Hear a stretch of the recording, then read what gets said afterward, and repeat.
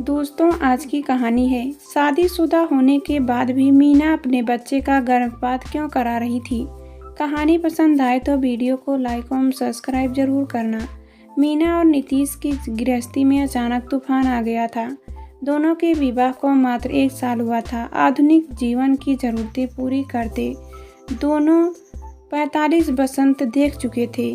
पहले उच्च शिक्षा प्राप्त करने की धुन, फिर ऊंची नौकरी और फिर गुण दोषों की परख व मूल्यांकन करने के फेर में एक के बाद एक को प्रस्तावों को ठुकराने का जो सिलसिला शुरू हुआ तो वह रुकने का नाम ही नहीं लेता था। मीना के माता पिता, जो पहले अपनी मेधावी बेटी की उपलब्धियों का बखान करते नहीं थकते थे, अब अचानक चिंताग्रस्त हो उठे थे। बड़ी मुश्किल से गुण दोषों, सामाजिक स्तर आदि का मिलान करके कुछ नवयुवकों को उन्होंने मीना से मिलने को तैयार भी कर लिया था, पर मीना पर तो एक दूसरी ही धुन सवार थी।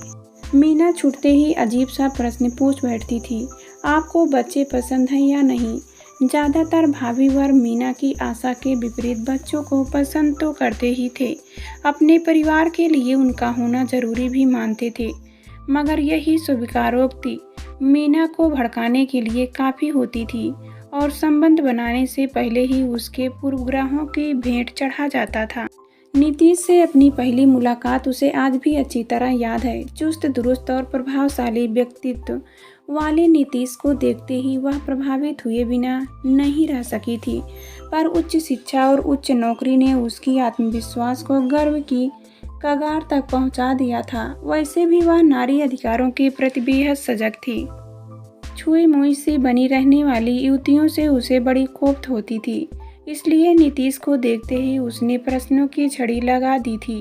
आशा है पत्रों के माध्यम से आपको मेरे बारे में पूरी जानकारी मिल गई होगी, मीना अपने खास अंदाज में बोली थी। जी हाँ, नीतीश उसे ऊपर से नीचे तक निहारते हुए बोला था। मीना मन ही मन भुनभुना रही थी, ऐसे घूर रहा है मानो कभी लड़की नहीं देखा हो, पर मुंह से कुछ नहीं बोली थी। आप अपने संबंध में कुछ और बताना चाहती हैं। मौन अंततः नीतीश ने ही तोड़ा था। हाँ, क्यों नहीं। शायद आप जानना चाहें कि मैंने अब तक विवाह क्यों नहीं किया। जी हाँ, अवश्य। तो सुनिए, मेरे कंधों पर ना तो पारिवारिक जिम्मेदारियों का बोझ था और ना ही कोई अन्य मजबूरी, और अपना भविष्य बनाने के लिए कड़ा परिश्रम किया है मैंने। जी हाँ, सब समझ गया मैं। आप अपने माता पिता की इकलौती संतान हैं। पिता जाने माने व्यापारी हैं, फिर पारिवारिक समस्याओं का तो प्रश्न ही नहीं उठता।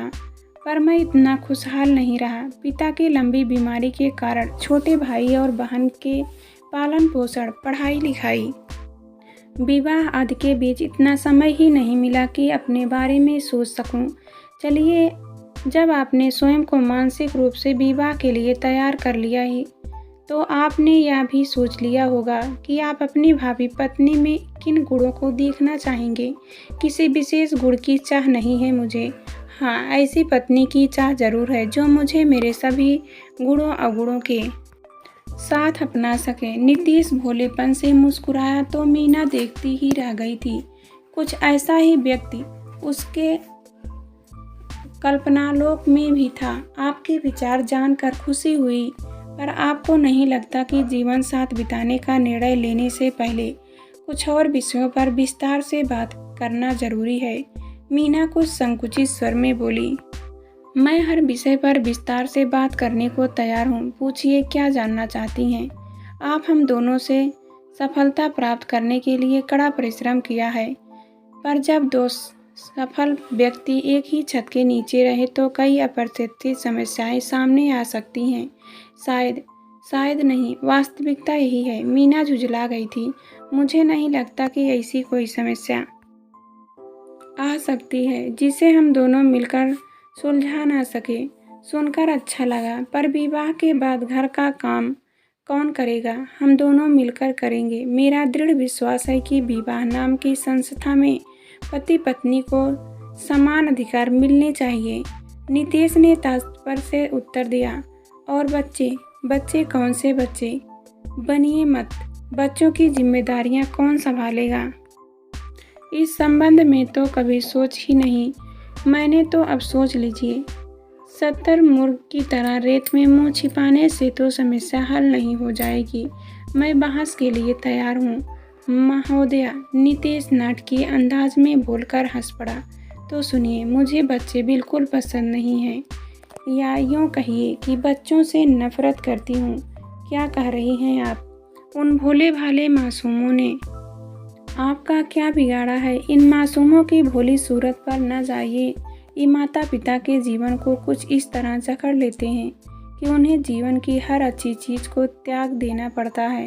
मैं आपसे सहमत हूँ, पर फिर भी लोग संतान की कामना करते हैं। नीतीश ने तर्क दिया। करते होंगे, पर मुझे नहीं लगता कि मैं अपनी नौकरी के साथ आपके बच्चों के पालन पोषण का भार उठा सकूं। मुझे तो उनके नाम से ही झुरझुरी आने लगती है। आप बोलती रहिए, आपकी बातों से मेरी उत्सुकता बढ़ती जा रही है। जरा सोचिए, दोगुनी कमाई और दो सफल व्यक्ति साथ रहे तो जीवन में आनंद ही आनंद है। पर मैंने अपने कई मित्रों को बच्चे के चक्कर में रोते बिलखते देखा है। अच्छा, क्या आप बता सकते हैं कि केवल मानव शिशु ही क्यों रोते हैं? मैंने जानवर या चिड़िया के बच्चे को कभी रोते नहीं देखा। मीना ने अपनी बात समाप्त की। आप ठीक कहती हैं, मैं आपसे पूर्णतः सहमत हूँ, पर परिवार में बच्चे की जगह कोई तोता या कुत्ता नहीं ले सकता। तो फिर इस समस्या को कैसे सुलझाएंगे आप? मैं एक समय में एक समस्या सुलझाने में विश्वास करता हूँ। पहली समस्या विवाह करने की है। फैसला यह करना है कि हम दोनों एक ही छत के नीचे साथ रह सकते हैं या नहीं। बच्चे जब आएंगे तब देखा जाएगा। अभी से हम झमेले में पड़ने की क्या ज़रूरत है? नीतीश गंभीर स्वर में बोला। पर मेरे लिए यह प्रश्न महत्वपूर्ण है। मैं किसी की कीमत पर अपने भविष्य को समझौता नहीं कर सकती। नारी जीवन की सार्थकता केवल माँ बनने में है। मैं ऐसा नहीं मानती। मेरे लिए कोई समस्या नहीं है। अब वह समय तो रहा नहीं जब बच्चे बुढ़ापे की लाठी होते थे। इसलिए यदि आप शादी के बाद परिवार की बुद्धि में विश्वास नहीं करती तो मुझे कोई समस्या नहीं है। नीतीश ने मानो फैसला सुना दिया। मीना कुछ देर मौन रही। कोई उससे सारी शर्तों को मानकर उससे विवाह की स्वीकृति देगा, ऐसा तो उसने कभी सोचा भी नहीं था। फिर भी मन में उपापोह की स्थिति थी। नीतीश सचमुच ऐसा ही है या केवल दिखावा कर रहा है और विवाह के बाद उसका कोई दूसरा ही रूप सामने आएगा? मगर अनिर्णय की स्थिति अधिक देर तक नहीं रही।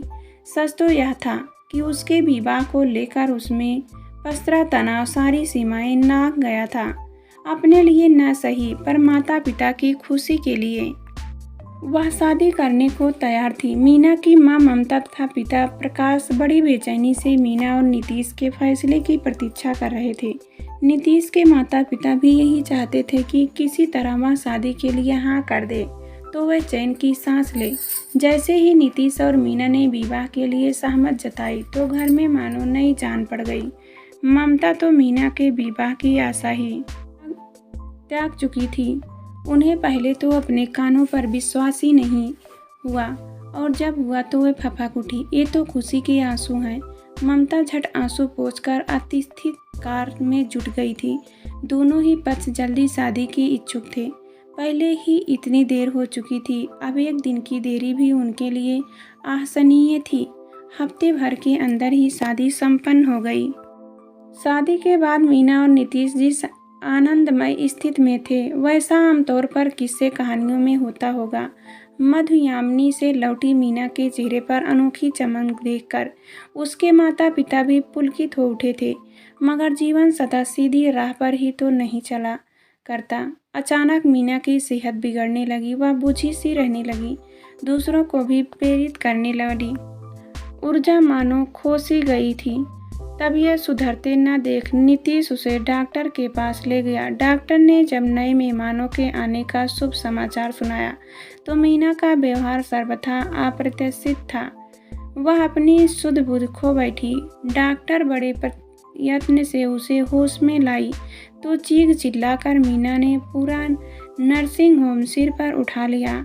आसपास के लोग डॉक्टर रमोला के कक्ष की ओर कुछ इस तरह दौड़ आए मानो कोई अनहोनी घट गई हो। इस तरह संयम खोने से कोई भी समस्या हल नहीं होगी। मीना जी, मैंने तो सोचा था कि आप यह शुभ समाचार सुनकर फूली नहीं समाएंगी। खुद को संभालिए। मैंने ऐसे व्यवहार की आशा तो सपने में भी नहीं की थी। डॉक्टर रमोला मीना को समझाने का प्रयत्न कर रही थी, मगर मीना तो एक ही रट लगाई थी कि वह किसी भी कीमत पर इस अनचाहे गर्भ से छुटकारा पाना चाहती है। माफ़ कीजिए, मैं आपको इस आयु में गर्भपात की सलाह नहीं दूंगी। मैं आपकी सलाह नहीं मान रही, बहुत नम्रता से कहूँ तो अनुरोध कर रही हूँ। आपको दोगुनी या तिगुनी फीस भी देने को तैयार हूँ। माफ़ कीजिए, मैं किसी कीमत पर यह काम कभी ना करूँगी और ना ही आपको गर्भपात करवाने की सलाह दूँगी। आप क्या समझती हैं कि शहर में और कोई डॉक्टर नहीं है? चलो कहीं और चलते हैं। मीना बड़े तेज से नीतीश के साथ डॉक्टर रमोला के कक्ष से बाहर निकल गई। मेरे विचार से पहले घर चलते हैं, सोच समझ कर फैसला करेंगे कि नया और कैसे करना है, किस डॉक्टर के पास जाना है। कार में बैठते ही नीतीश ने सुझाव दिया, मैं सब समझती हूँ, तुम सबकी मिली भगत है। तुम चाहते हो नहीं कि मैं इस मुसीबत से छुटकारा पा सकूं।